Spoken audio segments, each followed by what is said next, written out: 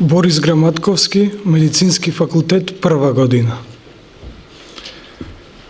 Не знам точно кога почна се. Не беше од првиот удар, па ни од првата шлаканица.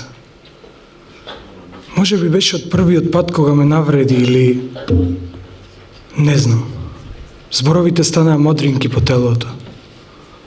Моето дете секој утро се буди со кавгата која доаѓа од дневната. А јас секој утро се будам со надеж дека може би денес нешто ќе се промени. Ајде да ја ставам насмевката на лицето.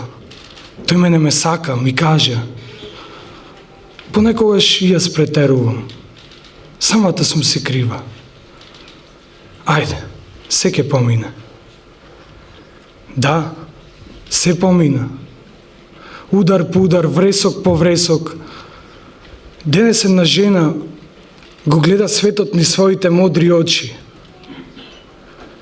Една мајка ги крие незините солзи од своето дете, надевајки се дека нема и него да го снајде истото. Дека нема да плаче, нема да тагува. Трпение, спасение. Кјути си, трај си. Мартина, Росица, Софија, Катија. Трпение, спасение. Добро, до која ќе молчиме? Со наши очи сме сведоци за бојното поле во домот на нашите сакани.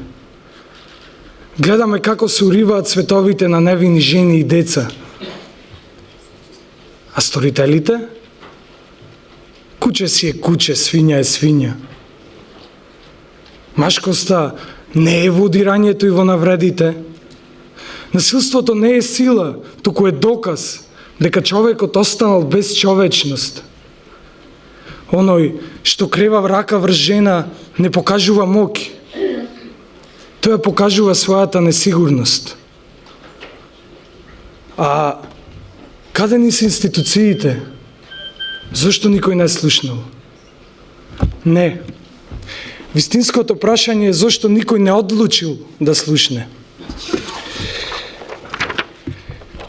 Закон за превенција, спречување и заштита од семејно насилство.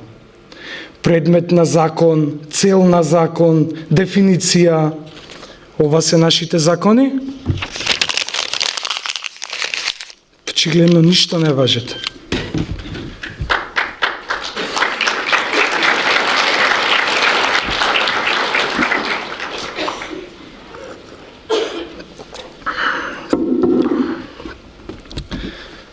Да, и за малку ќе заборавев. А јас, вие, сите ние тука, зашто кога ќе ја слушнеме расправијата од соседството, ние одлучуваме да го потпуштиме телевизорот и се вадиме на картата, ми тоа не е наша работа. Тие си знаат најдобро. Со секој наш молк, една жена останува сама, едно невино дете страда. Ние сме монструмите и убиците.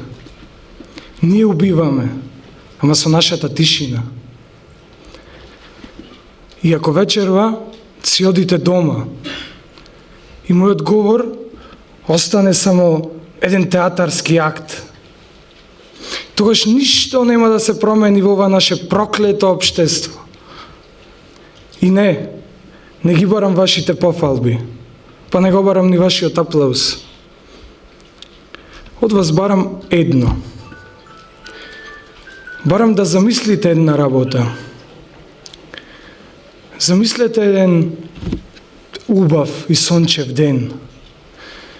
Вие се шетате низ паркот, кафето во рака, наочарите на глава. И наеднаш слушате женски глас.